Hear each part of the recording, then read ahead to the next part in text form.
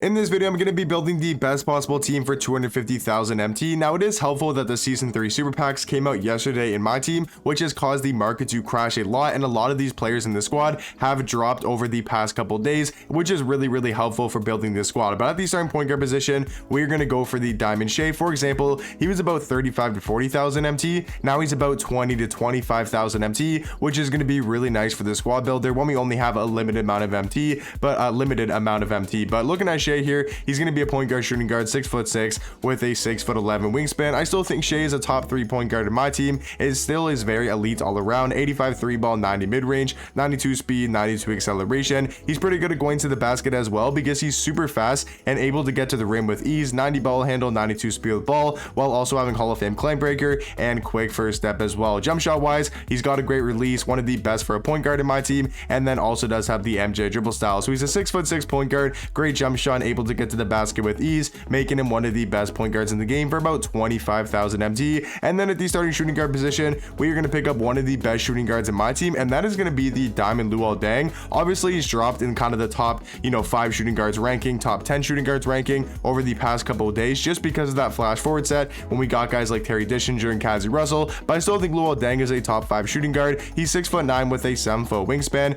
He's going to give you some elite defense, 96 steal, 96 lateral quickness, 95 perimeter, while also having an 88 block and an 88 interior defense. We take a look at the Hall of Fame defensive badges. He does have Hall of Fame challenger, clamps, glove, and menace as well. And then jump shot wise, he does have a 93 ball, 90 mid-range, and a very good release. He's got this Donovan Mitchell base, which is one of my favorite bases in my team right now. He's got that on quick timing, and then he does have the MJ dribble style and the D Mitch size up as well. So I mean, the card can move really well. He can knock down threes at a very high level and play some elite defense, being a 6'9" shooting guard. And you can get this card for about 35,000 MT, which once again, like Shea, is crazy good value. And then guys, at the starting small forward spot, we are honestly probably going to get the best auctionable small forward in the game right now, and that is going to be Pink Diamond Cincinnati's pal. If you don't count Tim Thomas, I do think this is probably the next best small forward in my team, and he's only about 40 to 50,000 MT. He's a small forward, power forward, 6'7" with a 6'11" wingspan. I mean, if you take a look at his stats, they are super well rounded. Defensively, he's got a 90 interior defense, 93 perimeter with an 88 steal, 88 block. He's also amazing at going to the basket, one of the best slashing small forwards in the game, 95 driving dunk, 93 vertical, while also being super fast, 96 speed, 96 acceleration.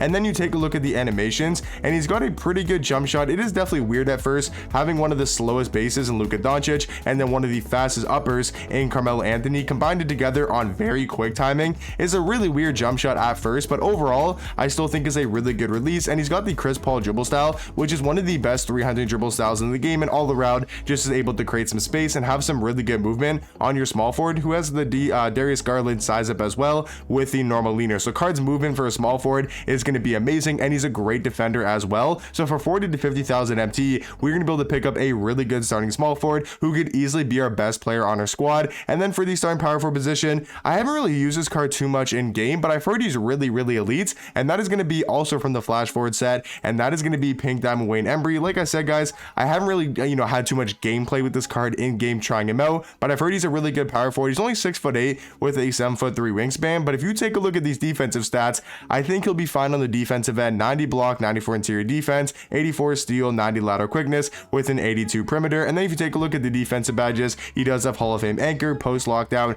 and rebound chaser as well. So the card's a great rebounder. He's a great defender as well. And then take a look at these athleticism stats: 90 speed, 90 acceleration, 94 vertical, 97 strength. So I think the card is maybe a little bit undersized at the power forward spot, but he does seem like he has a good player model. He's going to be really good offensively though, because he does have the MJ dribble style, the normal leaner, and a really good jump shot on quick timing. Means he's able to create his own shot at the power forward position, which is really nice to have for about 20,000 MT. I do believe you're going to get a really good power forward in Pink Diamond Wayne Embry. And then guys, at the starting center position, we are going to go for the Diamond Kristaps, who's also going down in price. He's about 30 to 35,000 MT, and I still think Kristaps is probably a top 5 center in my team right now. He's still one of the best poppers in the game, being 7'3" with a 7'6" wingspan. He does have a 93 ball, 90 mid-range, Hall of Fame catch and shoot, corner specialist, deadeye, and limitless range as well. So yes, I know he's not the best defender and he's not the fastest card, but that's why we're pairing him next to guys like Cincy and Wayne Embry, who can do pretty much everything on the court at a very high level. Like Wayne is maybe a bit undersized, but that's why we got a 7'3" center Kristaps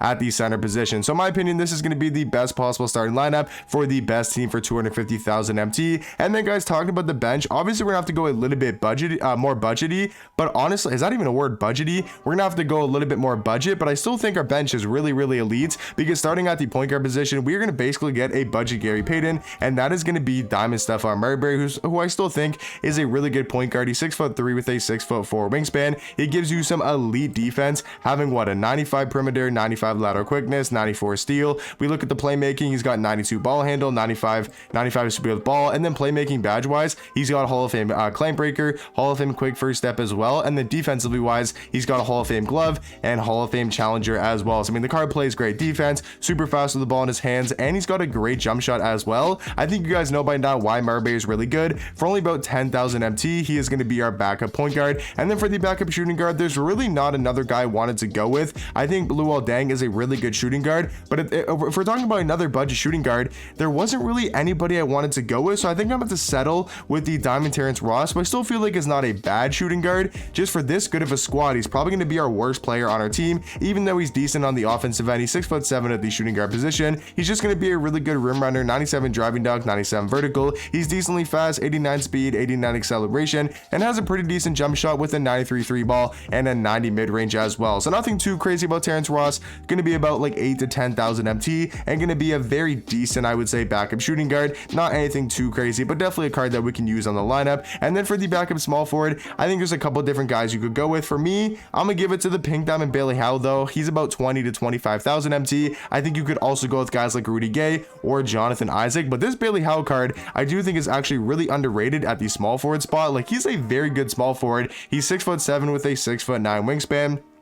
And you take a look at the stats, he's going to be very well rounded, 91 interior defense, 91 perimeter, while also having an 89 lateral quickness, 87 steal, and an 87 block. So great all-around defender, has Hall of Fame glove, interceptor, menace, pick dodger, and workhorse as well. Playmaking wise, got Hall of Fame claim breaker, quick first step. So really nice to have on your small forward, going to be able to create his own shot and get to the basket with ease. And then animations wise, he's got the DeMar DeRozan jump shot on quick timing and the normal leaner as well. I wish he could play the shooting guard position. I think that make him just a little bit better. The fact that he'd be a little bit taller for the shooting guard spot, being 6'7", but all around going to be an amazing small forward for about 20,000 MT. And then for a backup power forward, I mean, it's really between two different guys, between Thurl Bailey and Diamond Giannis. I think for me, I'm gonna give it to Diamond Thurl Bailey. I think he's one of the best budget power forwards in my team, and is basically just a budget Pink Diamond Giannis. Like, he has kind of the same animations as that Pink Diamond Giannis, and he just has a really good player model in game. He's a 6'11" power forward with a 7-foot wingspan. He's gonna give us a little bit more size on the bench, because right now we're lacking a little bit with defense and height between guys like Terrence Ross and Bailey Howell. So Thurl Bailey just going to give us, you know, an all-around great power forward for about 20 to 25,000 MT. He's really fast as well, the ball in his hands, Hall of Fame claim breaker, quick first step,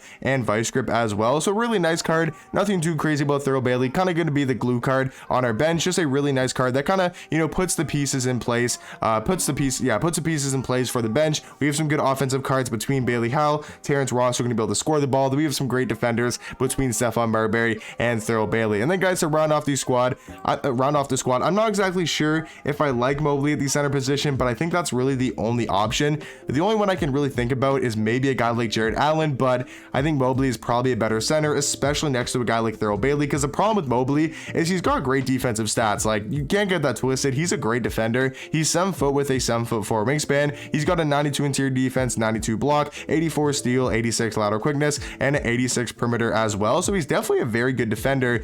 My only issue with the card though is that he's really skinny in game and doesn't have the best of player models for the center position, but that's why I like having a guy like Thurl Bailey next to him, who has a really good player model and is 6'11" as well. But let me know in the comment section down below, what do you guys think about this squad? But in my opinion, if you guys have 250,000 MT, this is going to be the best possible team you guys can build. But hopefully you guys did enjoy, and I'll catch you guys in the next one.